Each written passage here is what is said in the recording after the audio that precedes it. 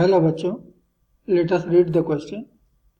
A U-shaped wire of mass m and length L is immersed with its two ends in mercury. See figure. The wire is in a homogeneous field of magnetic induction B if a charge, that is a current pulse Q equal to I dt का integration is sent through the wire will jump up. Calculate the height h that the wire reaches, the size of the charge of current pulse, assuming that the time of the current pulse is very small in comparison with the time of light. Make use of the fact that impulse of force equals F dt, which equals mv. Evaluate Q for B equal to 0.1 Weber per meter square, M is equal to 10 gram, L equal to 20 centimeter and H equal to 3 meters, G equal to 10 metre पर second square. तो यहाँ जो की concept है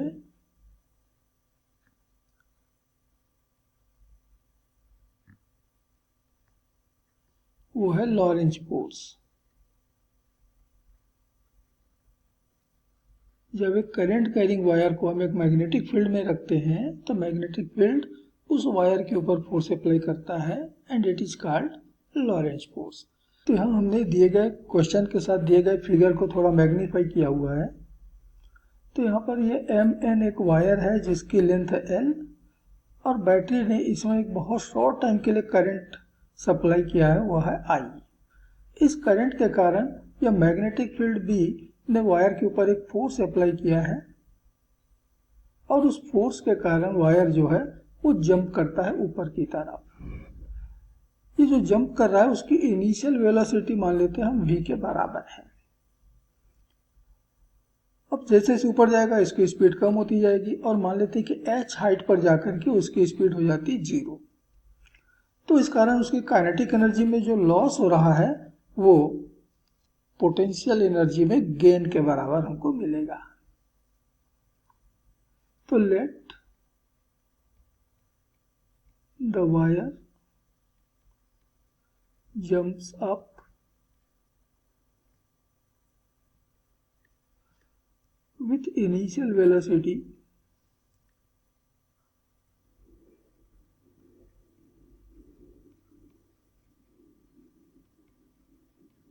v and approaches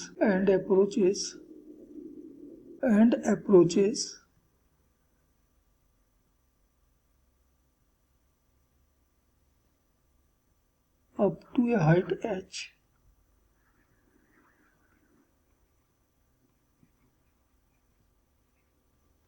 Then loss in kinetic energy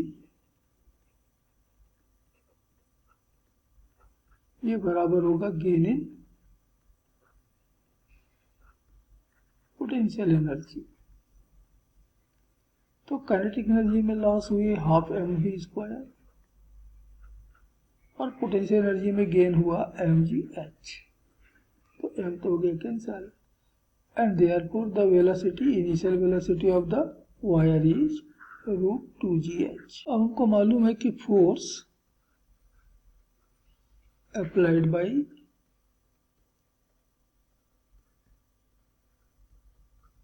the magnetic field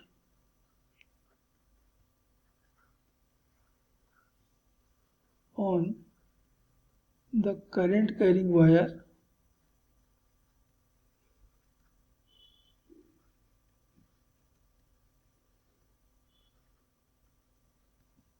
F ये बराबर दी जाती है the current into length into magnetic field और लेंथ और मैग्नेटिक फील्ड के बीच के एंगल की साइन. अब यहाँ तो theta is equal to 90 degree है और इसलिए साइन थीटा तो 1 हुआ तो F बराबर मिलेगा ILB और तब हमें F इंटू dt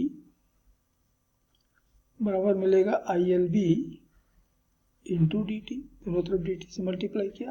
अब हम दोनों तरफ इंटीग्रेट कर देते हैं, लेकिन हमको दिया हुआ है कि integration of F dt is equal to mv, and therefore mv is equal to integration of ILB into dt.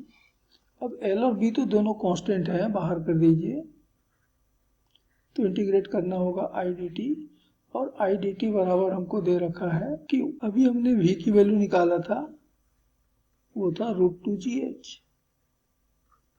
बराबर हो गया LBQ। तो √2gh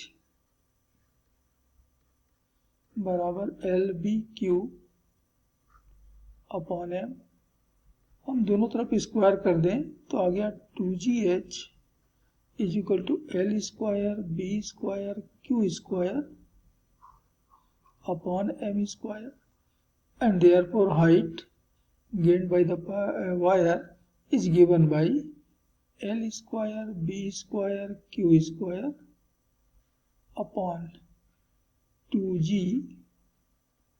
m square। तो हमारा वायर जो है वो इतनी हाइट तक ऊपर उठेगा,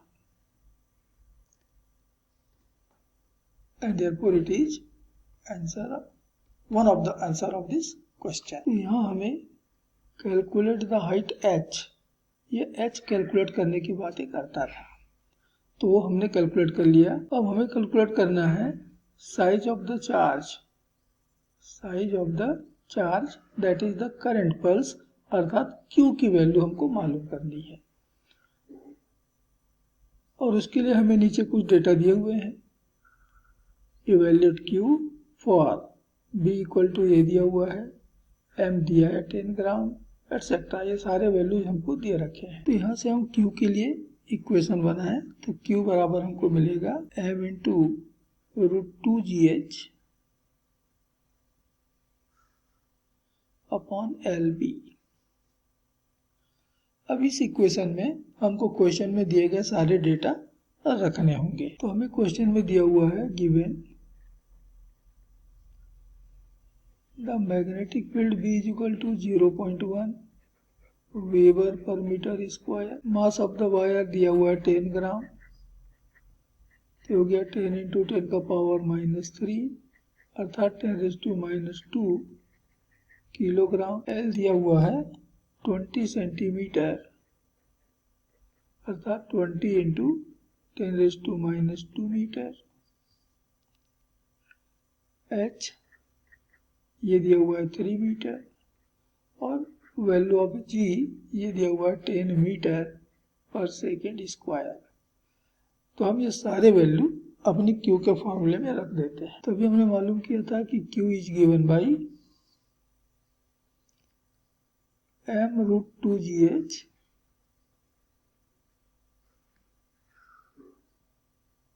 अपॉन LB। तो m ये मिल रहा है 10 का पावर -2 √2 इंटू G की वैल्यू 10, H की वैल्यू 3 अपॉन L है 20 इंटू 10 का पावर -2 और B दे रखा है 0.1। तो 10 का पावर -2 ये 10 का पावर -2 कैंसल, इस 0 से यहाँ का डेसिमल पॉइंट कैंसल, 10 में से 2 लेकर और ये 2 मल्टीप्लाई करके बाहर कर दें तो हो गया 2, और भीतर बच गया 5 इंटू 3 मीन्स 15, और नीचे भी 2 है,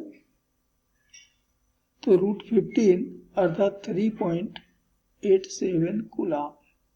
तो इतना चार्ज, इतना करंट पल्स हमारे वायर से फ्लो होगा, and it is answer of the second part of the question, and these are the final answer of this question.